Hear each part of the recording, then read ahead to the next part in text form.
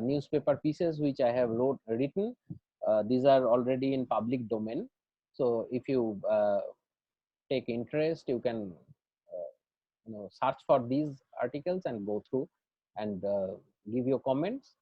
And obviously I don't know whether I would be able to answer all your questions or not, but I would definitely like to engage with your queries, questions, comments, criticisms, if any. Thank you very much for your patience, and thanks a lot. Pranav. Yeah. Thank you so much, Rajat. You can end the screen share and so that we can also see you. Okay. Yeah. So those of you who have questions to ask, you can just type in your name in the chat box. I can invite you to ask questions. So we have a question already. Kishore wants to ask a question. It's a long question. Kishore, do you want to ask it or should I just read it out? No, I can't hear you, but so I'll just go ahead and read it out for you. Yeah. Should I ask or you will ask? Actually, it's better if you ask. It's a long question. Yeah. Let So Kishore first of all, ask. Sujita, hi to Hi. you. Yeah. Yeah. Long back I am seeing you, and very. First of all, I appreciate for your such a good lecture according to Corona pandemic and what is the situation of what is the impact of Indian economy. So first of all, I appreciate to you. Surjita, you are saying continuously. I think you are continuously writing in Telangana Daily now, right? Yeah. Yeah, I have read couple of articles from you, which is published in Telangana Telegram, and you are saying that fiscal deficit is very much is not concerned about as far as economy is concerned, India. Okay, I agree with you. But when we talk about the fiscal deficit, who will take the responsibility of public debt? And what is the process of monetization? You are saying already what type of monetization process will be there, what is the role of RBI, but at least who will take the responsibility of that monetization of that debt? And second thing I have to raise in this lecture, you are continually saying that those who are as migrant workers, they are continuously trying to go back their native place. As I am living in the Mumbai, and I have seen so many things because we have a lot of migrant workers, and they are not worried about their incomes, but actually they are worried about the pandemic situation. When this situation will be recovered, and what will be about me for the life saving, and those who are living their relatives in their hometown, they are continuously insisting them to come back their native place, and that is the situation I think behind that they are trying to continuously go back their homes. And one more thing I have to raise, and it is last thing from my side. uh, you all are agree with me, continuously government trying to privatize the medical infrastructure, medical services. But these pandemics, not only in Mumbai, India, even whole world, continuously raising the need of public health system each and every country, because some countries they are continuously working on the privatization of the medical facilities, but they are not very much good in that regards. And even we are working for the privatization of that public health, so we are not working for very well in that situation. And one more point I would like to add in this regard, and that is um you are saying the correlation between the expenditure on health and life expectancy. But when we see the higher expectancy in some countries, there is a more death rates. So you must be find that things each together. So this was my questions to you. Thank you. Okay. There are 4 points, right? If I remember, first Yeah. of all is debt sustainability. Uh, Yeah. Debt sustainability. Our I mean this encasing committee also has pointed out this thing that our public debt to GDP ratio should be brought down to 60%, etc. But there are a lot of countries where public debt to GDP ratio is much higher and nothing happens to them. And if the debt is domestic in nature, then what is the problem? If it does not lead to foreign indebtedness, then what is the problem? And in this kind of a situation, when I am not talking about increasing the fiscal deficit to 20%, 30%. If fiscal deficit increases by, let's say, 2, 3, 4% more, what will happen? And obviously it would lead to higher public debt to GDP ratio. But what is the matter of concern for many people is the uh, cost of servicing the debt. That is the interest payment component on the existing debt. Okay? Now, if the central bank gives loan to the government at discounted interest rate, then interest burden would not also be higher.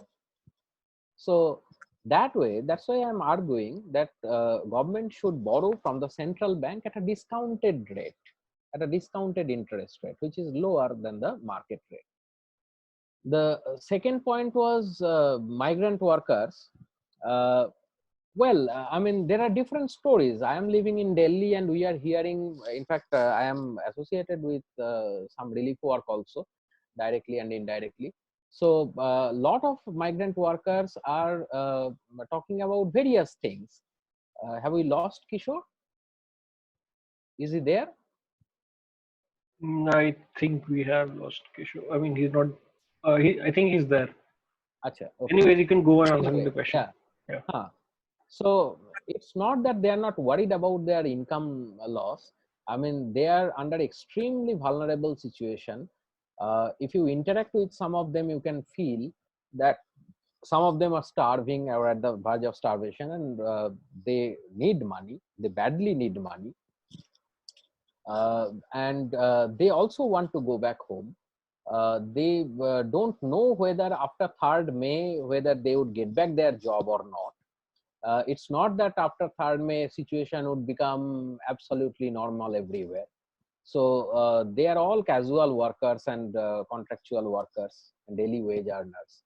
So there is no job security, there is no social safety net. So I mean, there are many concerns, but what minimum can be done, which I was suggesting, is one, the government can somehow ensure, yeah, Kishore is back now.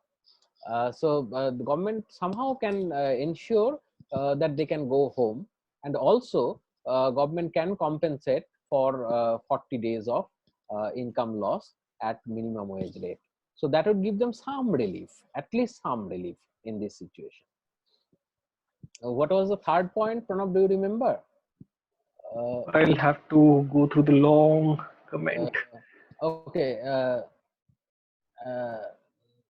Kishore, can you hear me? Anyways, I think he can join back and ask the remaining bit. So there's a question from Varsha, I think. Varsha, you can unmute your audio and ask your question.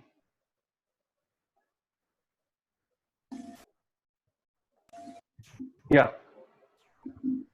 Yeah, thank you, sir, for your informative lecture. I have one question. Like recently, I heard in news, like India tightened the FDI policy for neighboring countries. So actually, they want to target the China's investment. So I just want to ask if our government has announced that if somebody wants to invest, they have to go through the government approval.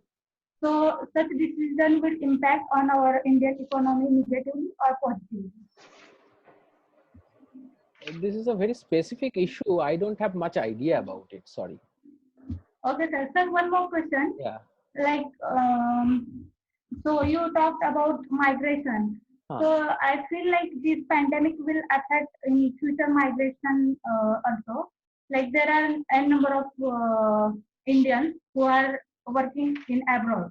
So if the specific countries will tighten their migration policy and such NRI people will start working in India.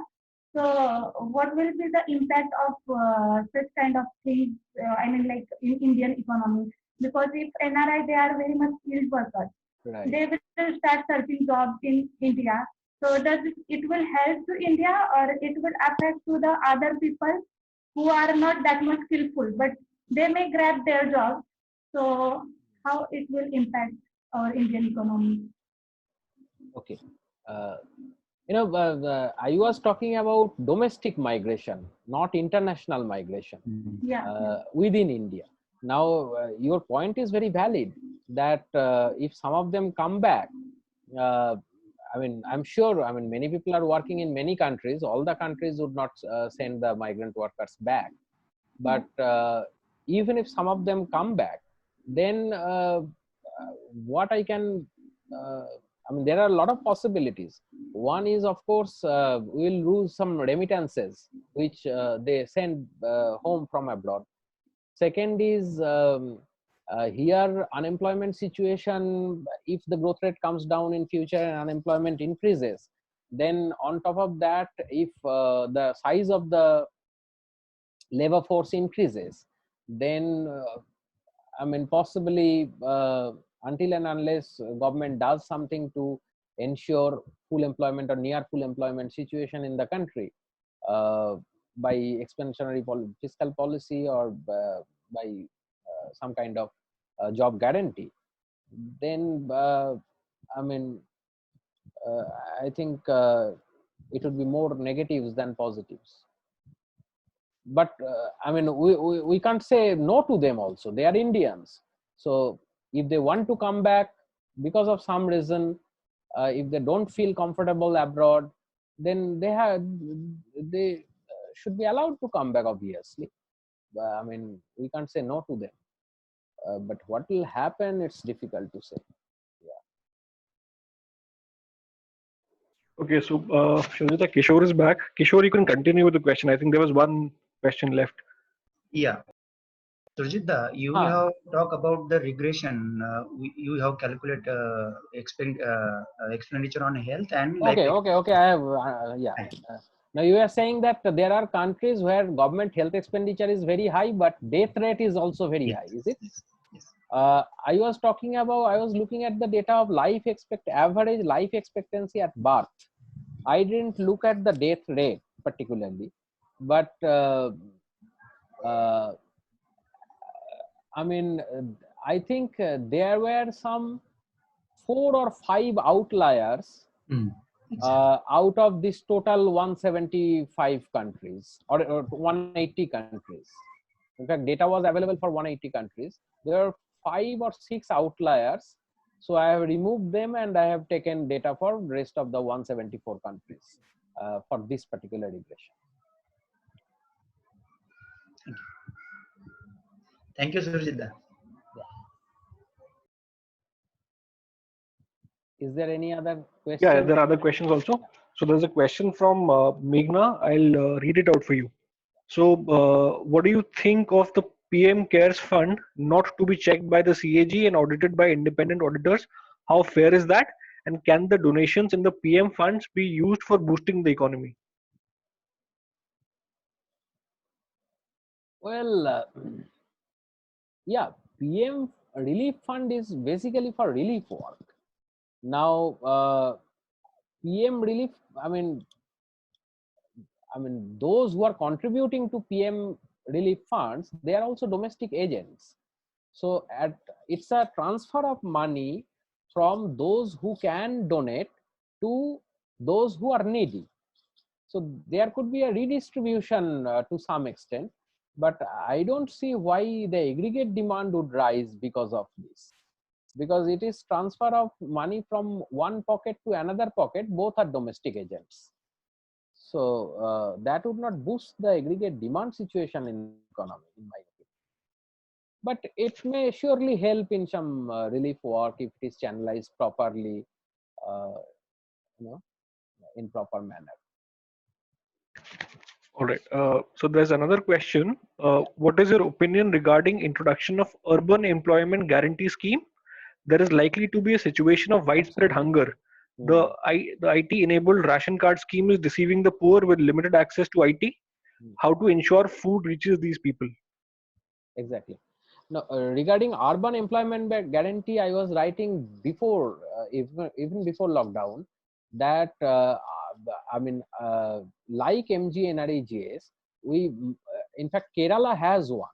In Kerala, it's called, if I remember correctly, Ayankali Urban Employment Guarantee Scheme or something like that. So, I mean, it should be definitely there for the urban areas also, because in India, by urban areas, we don't, I mean, almost one third of our 30% of our population lives in urban areas, but that doesn't mean they live in big cities or even smaller towns. They could be, I mean, the way urban areas are defined in India, the main indicator is population density.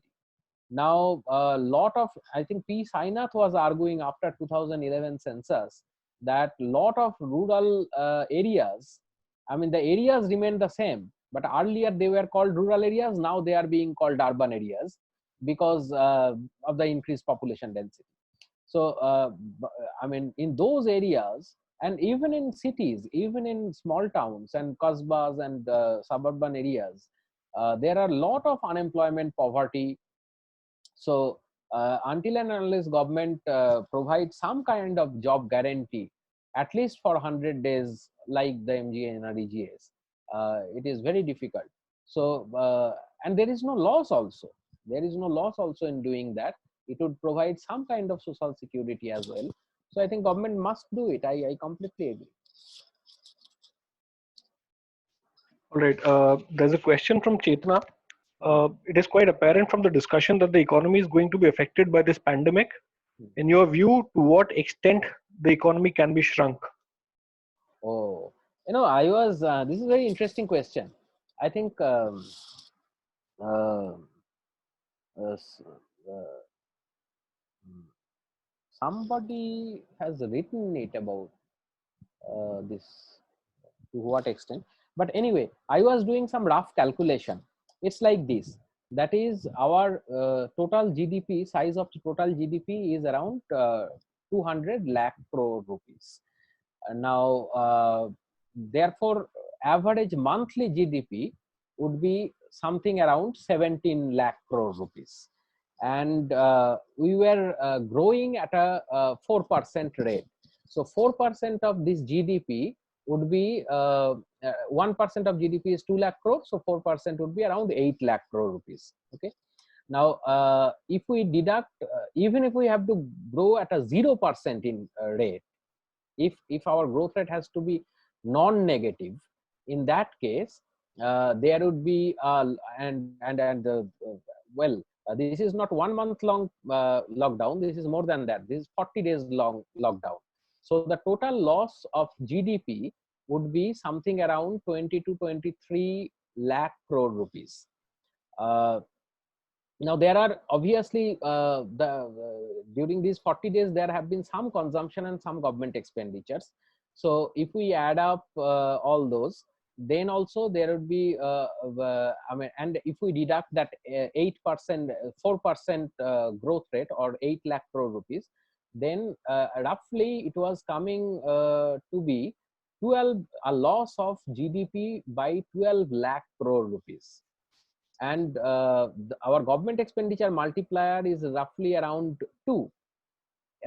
Therefore, government has to spend around 6% of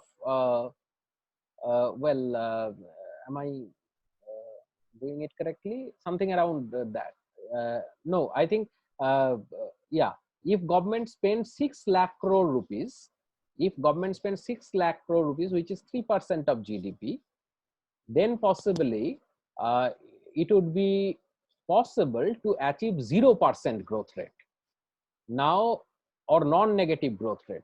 Now if we have to grow at 4%, then government has to spend even more. So that is the rough calculation I had in mind. All right. So Rohit has two questions. Rohit, you can unmute your audio and ask your questions. Yeah, thank you so much. Professor Das, I have two questions. Uh, the first one is that on one hand, the GDP is going down, and on the other hand, it is a time when the government should spend, as you say, and as many people are saying right now. Yeah. So that will definitely increase the fiscal deficit. So in order to cater to that, what measures government can take to increase its earning, number one. And number two is perhaps not related to economics, but I really don't understand, I couldn't understand the meaning of this morning, that yesterday when the Ministry of Home Affairs released the new guidelines for staggered they replaced a shopping complex, the word shopping complex, with market space. So, or market complex, just quite flimsy, and I couldn't understand that. So if you have any understanding, please enlighten me. Thank you. So regarding your second point, I don't have any understanding. But regarding the first point, I think the idea is to go for larger fiscal deficit. I mean, if revenue can be increased, that is fine, but revenue definitely cannot be increased in this kind of a situation. Because of lockdown, there would be huge revenue loss, obviously. And even after that, government cannot raise lot of revenue in a situation of demand depression. So until and unless government agrees to go for to incur larger fiscal deficit as a proportion of GDP, I mean, well, I don't think government has too many options also. Even if government becomes fiscal conservative, that's why I was trying to argue that even if government becomes fiscal conservative today, anyway, future growth rate is going to be lower and future revenues are going to be lower. So it's better to incur higher fiscal deficit now and spend liberally to keep the aggregate demand situation intact, so that future revenue flows and future growth rates and future level of employment in the country also remains intact. Either way, fiscal deficit as a proportion of GDP is going to go up. It is if government goes for fiscal conservatism now, then there would be unprecedented misery in the economy, and at the same time future fiscal deficit to GDP ratio is going to rise. If government spends liberally, possibly there would be relatively less misery in the economy. Already it's a famine like situation in the country, so it would be relatively better, and future fiscal deficit to GDP ratio actually could be lower than what fiscal deficit government has to incur right now. Right. Thank you so much. Thank you so much, Urjindra. There's a question from Kriti. There are writings going around regarding how the unemployment levels in the US and other countries are going to go back to the Great Depression levels. How far is that true, and how vulnerable is India in this regard? Yeah, in fact, a lot of people are arguing that it is possibly worse than not only 2007 financial crisis, but 1929 Great Depression. So because the entire world is kind of world economy has come to a standstill. So I think situation is very serious, and Indian situation is equally serious, if not more, because we have I mean, a lot of vulnerable, the size of the vulnerable population is huge in India. 90% of the industrial workforce is in unorganized sector, and the entire agriculture is unorganized, and there is absolutely no social safety net. So there is no employment guarantee, no job guarantee, no guarantee of earning anything. So I mean, and it's a big country of 130 crore people. So I think situation is more serious here. On top of that, at least some countries are announcing big packages after realizing the gravity of the situation.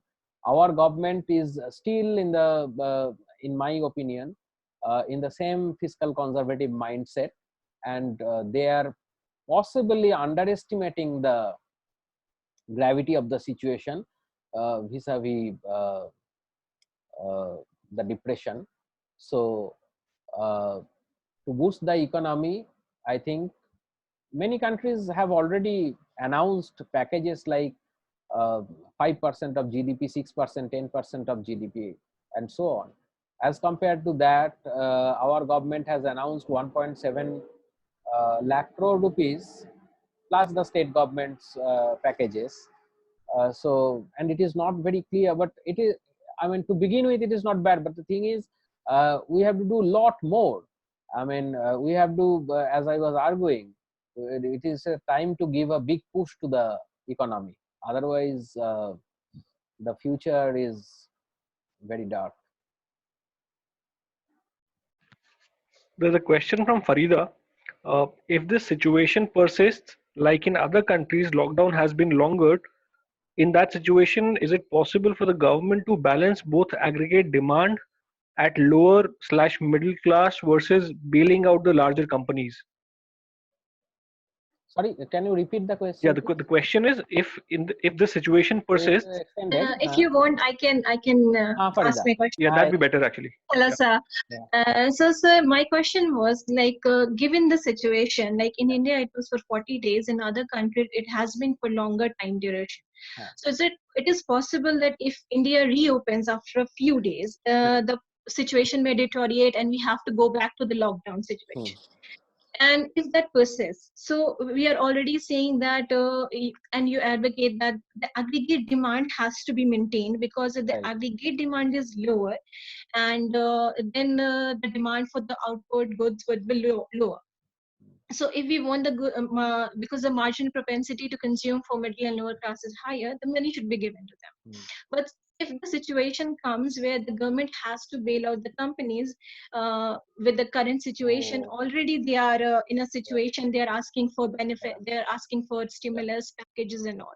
So if that situation persists, is it possible for the Indian government to balance both the aggregate demands at the middle class and lower level, and at the same time to safeguard the big companies' interest? Or is it sincere to save the large companies all the time, because whenever there is a problem, they rush to the government and they repatriate more funds from the allocated resources, and then very less is left for the other needy, basically the food requirements and shelter, etc. First of all, in my opinion, the lockdown should not be extended at any cost, because in fact, I think now government has to find out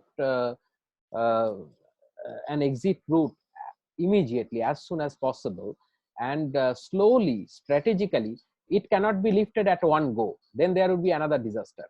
So slowly, gradually, they should formulate strategy to lift this lockdown within 3rd May, so that by 4th the situation becomes normal. I mean, by normal, I mean as normal as possible. We have understood that this lockdown cannot solve the problem of coronavirus. What it can do is, it can arrest the spread of coronavirus. Okay. Now, initially, I was arguing that in my opinion, it was necessary, because the health system was not in place, etc. Now we have understood everything, and government has got enough time. I think initially 3 weeks, then 3 weeks, so more than 6 weeks time government has got to put things in place. And I mean, given the abysmal state of our public health system in this country, it is not possible to do remarkably better even after 3rd May. So now, how long would you keep the country locked down? that is not any solution. I mean, starvation death would exceed the number of corona affected people. So I mean, the kind of misery it is bringing in is just unthinkable. Regarding bailing out of the corporates and other companies, it's a tricky issue. In fact, I mean, it's a political economy issue also to some extent. And I think that already I have seen one paper. I mean, I think some economist from Harvard University was arguing. I have come across one paper that the government as a I mean, what do they call? I mean, government should basically bail out the companies. But the thing is, what I was trying to argue is, if the people, those who are working in those companies, get wage compensation, then those companies don't have to spend more on wage bill during this lockdown period. And if they don't, then they don't make loss, they don't make profit, definitely, because of lockdown, during lockdown period. But they don't make loss also, because the main running cost is the wage cost.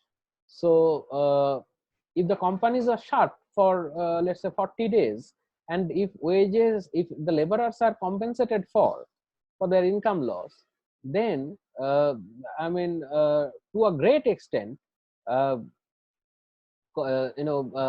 mean, companies would get some kind of indirect support.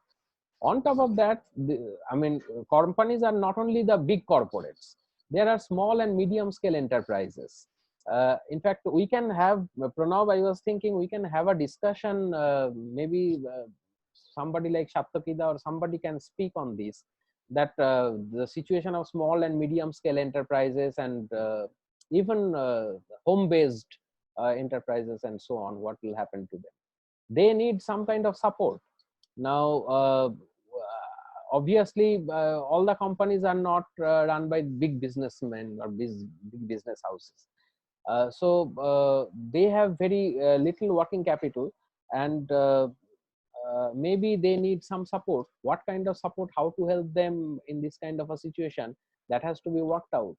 But the political economy is here, that it is not the small and medium scale, or it is not about supporting the actually needy companies, but it is the corporate lobby which tries to take away the larger share of the cake. Now, first of all, the size of the cake is small, and secondly, they would grab the largest share of the cake. So there I would like to argue that they are few in numbers, and crores of people are suffering the income loss. I mean, in our country, it's like more than 30 crore people, the workers are suffering. So if government redistributes that cake to them, then probably your marginal propensity to consume also would increase, your growth would also revive, your aggregate demand would also revive more than supporting the big corporates by the same amount of extra government expenditure which is required to I mean spend to compensate for this huge depression. Thank you, sir. Thank you. Thank you, Shurajita. We'll take that up with the EC if we can have a session on that. Yeah. So Pandurang has a question. Pandurang, you can unmute your audio and ask your question. Yes, Dr. Surajit Das, namaste from Namaste. Dr. Kalyankar from Maharashtra. I can see you. Yes. So there is a very revenue deficits in Maharashtra. Some political suggest that the wine shop must be open for collect the revenue. So what is your opinion about that? And my another question is that, is there politics in the migrations of the laborers from one state to another? So there is a bad situation in the Bandra before some days. Some people are gather there, and there are police on the roads, especially. So the migrants or the laborers using the railway routes for going their home. So I think that there may be a politics also. What is your opinion on that issues Thank you. about the opening the wine shops and about the politics of the Yeah, not shifting only of the the labor wine from shops. I think all the shops should be opened slowly. In fact, okay, in okay. many countries, wine is considered to be essential beverage, but in our country, it is not considered by the government. But Okay, whatever okay. I'm not only, yes, wine fetches lot of revenues. I can understand, particularly through the state governments and so on. So there is this revenue side argument, but I think slowly this lockdown should be lifted uh, in step-by-step process, and by 3rd May, all the shops should be opened. And regarding train services, yes, I was arguing that if government arranges some buses on top of that for distant migrants, there could be some limited train services. And yes, government must consider those options now. It is high time. Okay, thank you, sir. Thank you very much. There's a question from Shashwat. Is it logical and feasible from economics point of view that printing currency and distributing among the poor as suggested by Dr. Abhijit Banerjee? That's what I was also arguing, but in a different manner. The printing money means basically government, I mean, RBI doesn't print money, it's electronic transfer and it's double entry bookkeeping. But monetization is all about that. And distributing to the poor means basically direct benefit transfer, which he talks about. And I am also talking about cash transfer on top of whatever PDS support and other things government is trying to provide. On top of that, if government can provide cash transfer to the poor and needy, and in particular, and all to all the people who have lost income because of this lockdown, uh, it would be prudent fiscal policy. I mean, it would be fiscal monetary policy combination, but that is what is the need of the hour. Okay, thank you, Shurja. There's another question. Government may expend by giving direct or indirect transfer to citizens and increase the aggregate demand. Another way is that funding or subsidizing private companies to generate more jobs and income. So my question is, what is the more prudent way, and what could be the time delay if the private companies will be subsidized or bailed out? I think I have already answered this question. Okay, there's another question from Mudita. Can we seal individual towns and cities which are not much affected and allow them to open their economic activities? Yeah, I mean, but what is the point of lockdown? I don't understand these things clearly, but I was talking to some of my friends who are doctors or who are into this kind of research. They were telling me that this coronavirus would be there, and I mean, how long would you continue with this lockdown? Be it, I mean, district or town specific, or be it for the entire country. I mean, this lockdown is not a solution anyway. The solution lies here. Initially, I can understand that we didn't know, and we had to stop the spread somehow. So there was a decision of lockdown. But the thing is, ultimately, I mean, there should be more tests. People with affected people should be detected, isolated, and should be treated. So that is where the solution lies. And it may come back again. I mean, many people are saying that first of all, it would not go within the next 6 months or 1 year, and secondly, it may come back again. It could become a seasonal thing. We have to learn to live with COVID-19. So, like we live with influenza virus and some other viruses. I don't think lockdown is a solution. Initially, it was okay, but now it's more than 1 month now. So I think lockdown should be lifted as soon as possible. Okay, thank you so much, Rujita. There's a question from someone called 1+5T. I'll request them to unmute your audio and ask your question, please. Hi, this is Jyotsna. Thanks for your talk, Rajita. Just a comment on lockdown, and I work in the health sector, so it's coming from that perspective.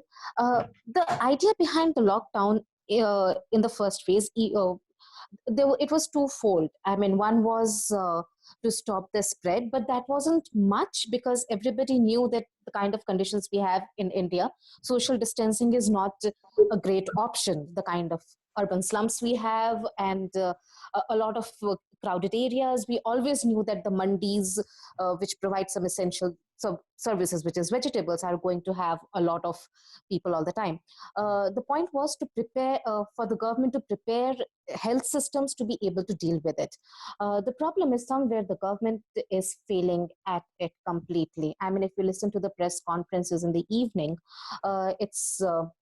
they are not prepared, and in fact they are fudging data. We all have been tracking, and there's data which is just 1 month old, which is also being fudged by the government to prove that the lockdown is working.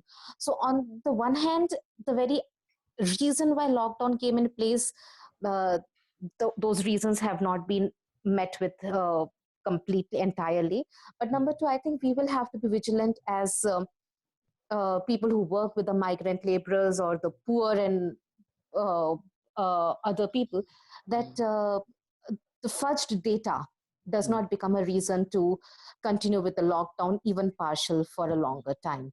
There has to be a better strategy or better use of the lockdown time period, which has not happened.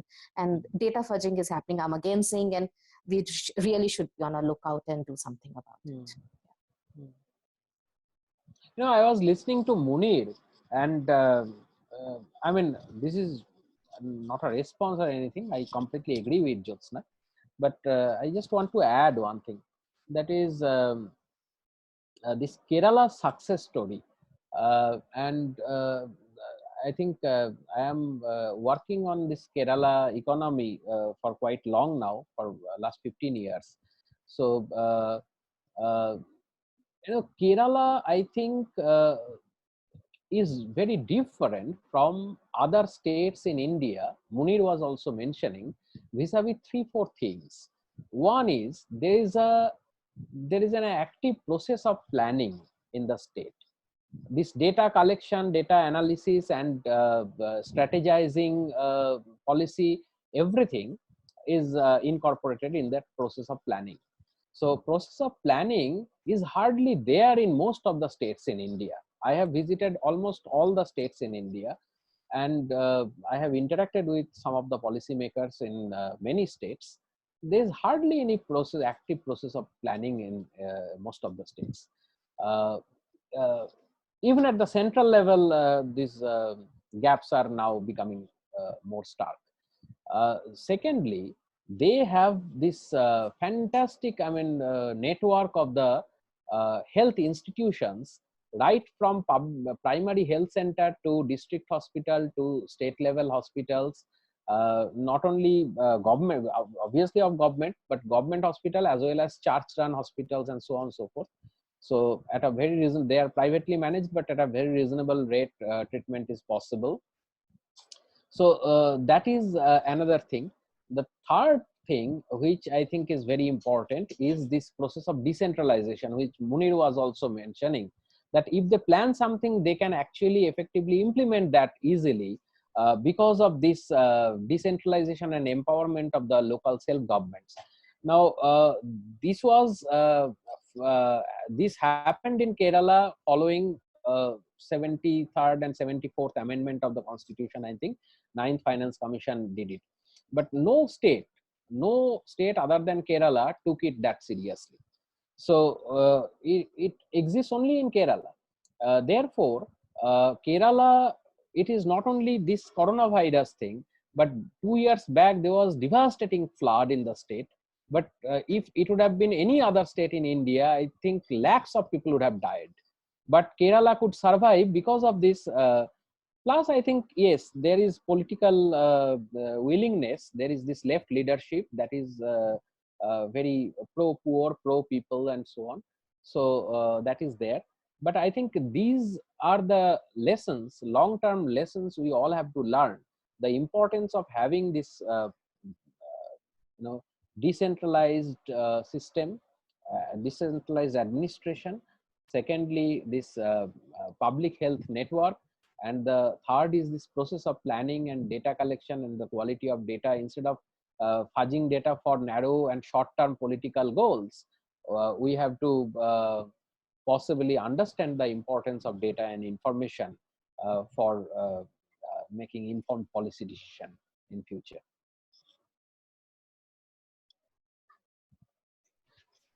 All right, I hope that answers Jyotsna's question. Shurja, there's a clarification from Udita. Her question actually was, she sent a clarification. So instead of locking down the entire country, contain the affected zones till the infection rate comes down and allow rest of the country to start the economic activity. Is that possible? Surely possible. I mean, yes. I mean, I am not expert in these things, but those who are experts, government should form a committee and strategize how to lift this lockdown slowly, step by step. So if government decides in that manner that some pockets would be locked down and other rest of the country would be opened, and this there is another thing that is I was discussing with one of my friends, that this hotspots that the government, different state governments have identified, those hotspots could be identified because there were more testings there. Tests are not taking place in most part of the country. So how do you know which is not a hotspot and which is the hotspot? Probably where tests have taken place, they have been identified as hotspots. Where tests are not taking place, even if they are hotspots, you don't know that they are hotspots. So it's very difficult to do those things. But yes, it is the job of the policy makers to strategize how to lift this lockdown slowly. But it has to be done. People are dying, people are starving. Thousands of people are starving in the country, across the country. So if not in lakhs. So government has to find out an exit route as soon as possible. I mean, all of them have been left at the mercy of these voluntary organizations, some political organizations and some religious organizations who are doing this relief work, and they have been left on the mercy of their own fate. Until and unless government has made some announcements, but relief is not reaching everywhere. Hindu has reported, I think, more than 10 crore poor people don't have ration card in this country. Now, even if they are not covered by the PDS system, the coverage of PDS is not equally good everywhere in all the states, in all the corners of the country. So, I mean, even media reporting, in my opinion, whatever was Vikas Rawal and others, they were compiling some data of starvation, death, etc. So I was checking their website. All the informations are coming either from the big cities or from the district towns, but they are not all. I think because of lockdown, the movements of journalists have also become restricted. So we are not getting information from each and every corner of the country. I think the situation is much worse than what it is looking right now from the media reporting. So and the kind of data you are showing, anyway they survive within 15 rupees, 20 rupees per day per head. So this kind of population, and the size of that population is 13 crore in this country. So what is happening to them, we don't really know. I mean, so it has to be lifted. How to, that government has to decide.